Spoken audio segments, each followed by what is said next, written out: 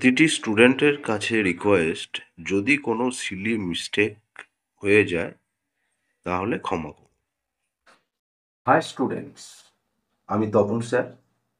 আজ আমি ওয়েস্ট বেঙ্গল বোর্ডের ক্লাস 10-এর ইংলিশ সিলেবাসের ফাদার সেলফ নামের গল্পটি ফার্স্ট ইউনিট পড়ব।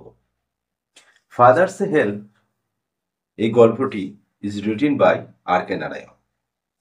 ইনি একজন ভারতীয় লেখক। আমি শুধু গুরুত্বপূর্ণ অংশগুলোই স্টুডেন্টদের সামনে তুলে ধরব। আর কে নারায়ণ ওয়াজ বর্ন করেছিলেন 1906-এ অ্যান্ড ডায়েট করেছিলেন 201-এ। তো is one of the leading figure ছিলেন তিনি of early Indian literature in English. ভারতীয় সেই সময়ে ইংরেজি সাহিত্যে অনেক বিখ্যাত বিখ্যাত ব্যক্তি ছিলেন, কিন্তু তাদের মধ্যে ইনি একজন ছিলেন। Is one of the leading figures মানে পরিচালিত ব্যক্তি অনেক ছিলেন, তার মধ্যে ইনি একজন অফ আর্লি ইন্ডিয়ান লিটারেচার, প্রাচীন ভারতীয় সাহিত্যে ইন ইংলিশ, ইংরেজিতে। হিজ নোটেবল ওয়ার্কস, তার গুরুত্বপূর্ণ কাজগুলি হলো ইনক্লুড, এর মধ্যে ছিল Malgudi days and the guide.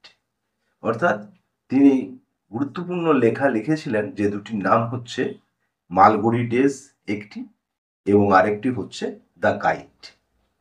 He was awarded the সাহিত্য একাডেমি অ্যাওয়ার্ড। তিনি সাহিত্য একাডেমি পুরস্কার পেয়েছিলেন, সেটা হচ্ছে ইন 1958-এ, মানে 1958 সালে, ফর দ্য গাইড, গাইড লেখার জন্য।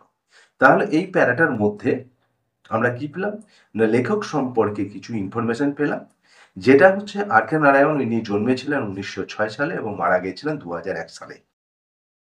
এবং ইনি অনেক ভারতীয় বিখ্যাত ব্যক্তি ছিলেন ওই সময়ে ইংরেজি সাহিত্যে, তার মধ্যে ইনি একজন।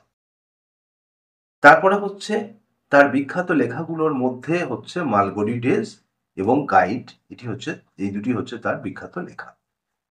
তারপরে হি ওয়াজ অ্যাওয়ার্ডেড দ্য সাহিত্য একাডেমি অ্যাওয়ার্ড, সাহিত্য একাডেমি পুরস্কার পেয়েছেন তিনি, সেটা হচ্ছে কত না 1958 সালে, ফর দ্য গাইড লেখার জন্য। এরপরের যে প্যারাটি সেটা হলো গল্পটির সম্পর্কে। দ্য স্টোরি, এই গল্পটি অ্যান এডিটেড স্ক্রিপ্ট, এর একটা সম্পাদিত রূপ, from Malgudi days, Malgudi days থেকে এই গল্পটি নেওয়া হয়েছে।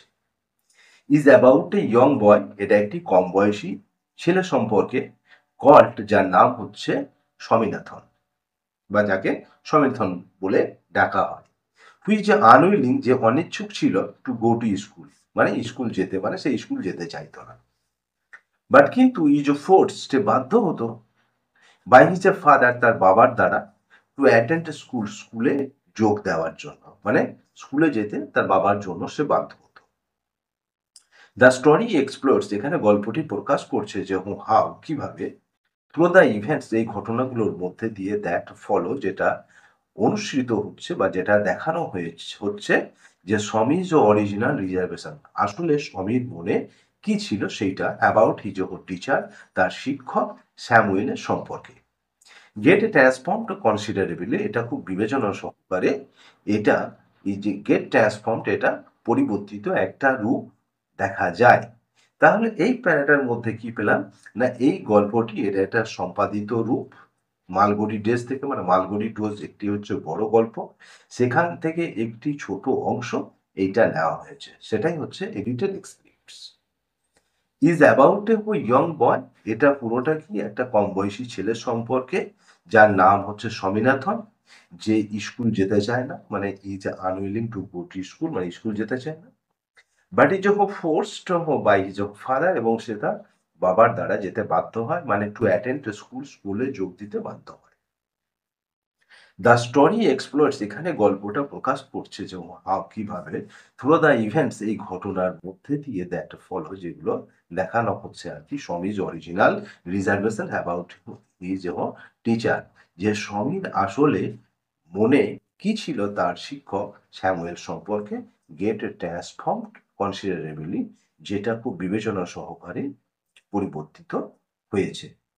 যাই হোক, এটা গল্পটি সম্পর্কে আছে। তারপরে আমরা আসবো কি, যে এই যে ফার্স্ট ইউনিট 1 এ। এখান থেকে গল্পটা স্টার্টিং হচ্ছে। গল্পের বিষয়বস্তুটা কিরকম দেখা যায়? না, প্রথমেই বলা আছে লাইং ইন বেড, বিছানায় শুয়ে। তাহলে লেখক কি অদ্ভুতভাবে এই গল্পটি স্টার্ট করেছে। লাইং, একটা এন্ডিং ফর্ম দিয়ে গল্পটি শুরু করেছে। যে লাইং ইন বেড, বিছানায় শুয়ে স্বামী উপলব্ধি করেছে, মানে স্বামী বুঝতে পেরেছে।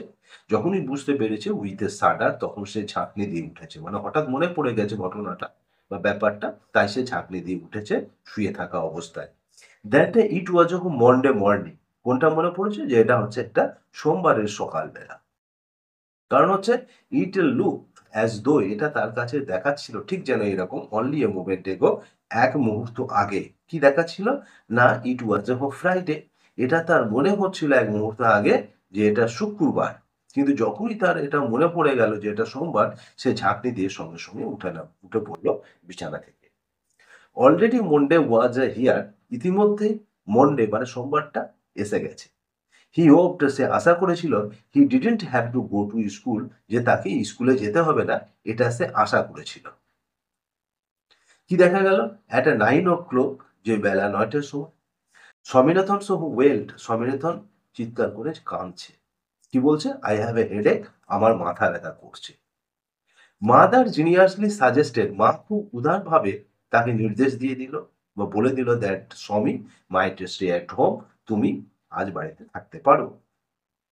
অ্যাট এ 9:30, 9:30 সময়, when he ought to have been in the school prayer hall, যখন তার স্কুলে প্রেয়ার হলে থাকার কথা, মানে প্রার্থনার হলে থাকার কথা, তো তখন কি আছে না, স্বামী ওয়াজ আ লাইং অন দ্য বেঞ্চ, স্বামী শুয়ে আছে অন দ্য বেঞ্চ মানে বিছানার উপরে, ইন মাদার্স রুম, তার মায়ের ঘরে।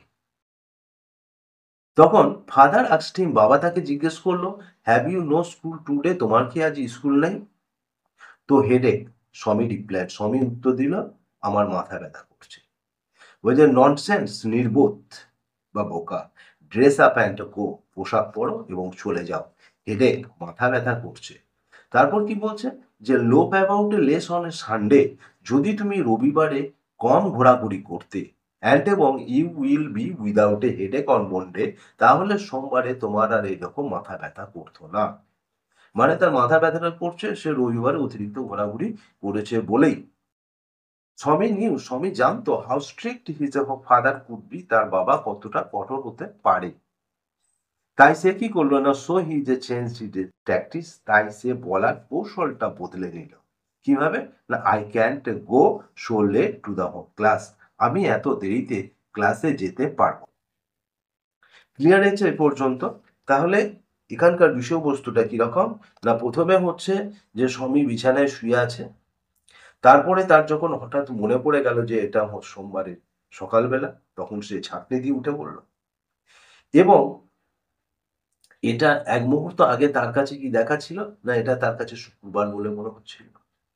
তারপরে কি বলছে? যে ইতিমধ্যে সোমবার এখানে চলে এসেছে, মানে আজ সোমবার চলে এসেছে এবং সে আশা করেছিল যে তাকে স্কুল যেতে হবে না।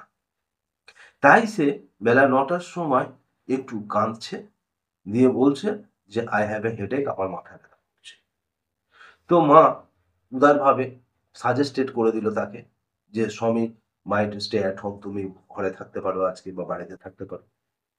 এট 9:30 তে ৯:৩০ সময়ে, যে when he ought to have been in the school prayer hall, মানে অর্থাৎ যখন তার স্কুলের প্রেয়ার হলে থাকার কথা, তখন স্বামী কোথায় আছে? না, স্বামী ওয়াজ লাইং অন দ্য বেঞ্চে, শুয়ে আছে ইন এ মাদার্স রুমেতে, তার মায়ের ঘরেতে। তখন কি করলো না, ফাদার আস্কড হিম, বাবা তাকে জিজ্ঞেস করলো, have you no school today, তোমার কি আজ স্কুল নেই? তো স্বামী রিপ্লাইড, কি উত্তর দিল? বলল, হেডেক, আমার মাথা ব্যথা করছে। তো ফাদার কি বলল তার এগেইনস্টে? বলল, ননসেন্স, তুমি নির্বোধ, ড্রেস আপ অ্যান্ড গো, পোশাক পরো এবং চলে যাও। হেডেক, মাথা ব্যথা করছে। Loaf about a less on a Sunday, যদি তুমি কম ঘোরাঘুরি করতে রবিবারে, অ্যান্ড এবং you will be without a headache on Monday, তাহলে সোমবারে তোমার আর এরকম মাথা ব্যথা করতো না। স্বামী জানে যে how strict his father could be, কত কঠোর তার বাবা হতে পারে। তাহলে so he changed his tactics, তাই সে বলার কৌশলটা বদলে নিয়েছে। কি বলছে? I can't go so late to the class, আমি এত দেরিতে ক্লাসে যেতে পারবো না। ক্লিয়ার? এতটা পর্যন্ত তাহলে বিষয়বস্তুটা মোটামুটি বোঝা গেছে আমি আশা করছি।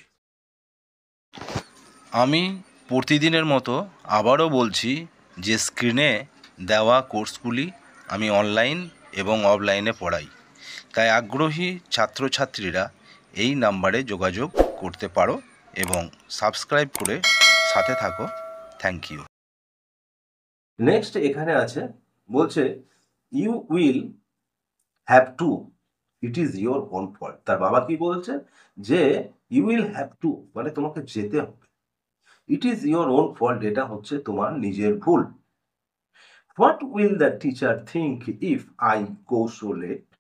তখন স্বামী কি বলছে? যে what will the teacher think, শিক্ষক কি ভাববে? If I go so late, যদি আমি এত দেরিতে যাই। ফাদার কি বলছে? টেল হিম, বলে দেবে তাকে। ইউ হ্যাড এ হেডেক, তোমার মাথা ব্যথা করেছিল। অ্যান্ড এবং সো আর ইউ, তাই তোমার দেরি হয়েছে। He will scolds me if I say so, তখন স্বামী কি বলছে? যে সে আমাকে বকবে যদি আমি এইরকম তাকে বলি। উইল হি, সে বকবে? লেট আস সি, দাঁড়াও দেখছি। হোয়াট ইজ হিজ নেম, তার নামটা কি? বলছে স্বামী বলছে কি? যে Samuel. Does he always call the student, সে কি সবসময় স্টুডেন্টদের এরকম বকে? ফাদার এটা আক্স করছে। বলছে he is a very angry, সে খুব রাগী মানুষ। স্বামী বলছে he is specially angry with boys, মানে সে বিশেষভাবে রেগে যায় এই সমস্ত ছেলেদের উপর হু কাম ইন লেট, যারা দেরিতে আসে।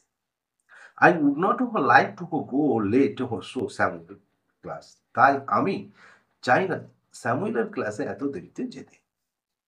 If he is so angry, যদি সে এত রাগী হয়, তাহলে why not tell your headmaster about it, তাহলে তুমি হেডমাস্টারকে এ সম্পর্কে কিছু বলনি কেন? বলছে they say that even the headmaster is afraid of হিম।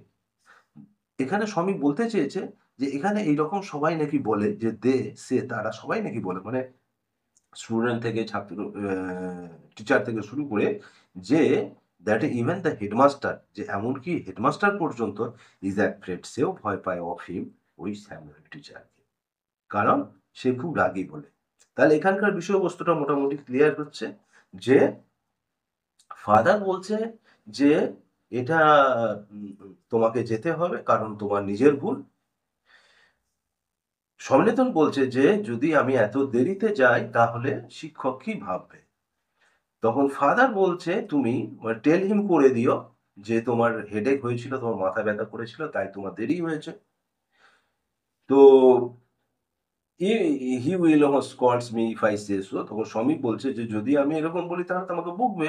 বলছে যে উইল হি, সে বকবে। ফাদার বলছে যে লেট আস সি, দাঁড়াও দেখছি, যে হোয়াট ইজ হিজ নেম, তার নামটা জানতে চেয়েছে। সমীরধন বলেছে তার নাম হচ্ছে স্যামুয়েল। তো তারপরে জিজ্ঞেস করেছে যে does he always call the student, সে কি সবসময় ছাত্রদের বকে? তো সমীরধন বলেছে সে খুব রাগী মানুষ, হি যে স্পেশালি অ্যাংরি হয় উইথ দ্য বয়েজ, ওই সমস্ত ছেলেদের উপর হু কাম ইন লেট, যারা দেরিতে আসে। তো I not like to go late so Samuel Samuel class, তাই আমি এত দেরিতে স্যামুয়েলের ক্লাসে যেতে পারবো না। If he just so angry why not tell your headmasters about it, তাহলে তুমি হেডমাস্টারকে এ সম্পর্কে কিছু কেন বলনি? দে সে, তারা নাকি বলে that even the headmaster is, এমনকি হেডমাস্টার পর্যন্ত তাকে ভয় পায়।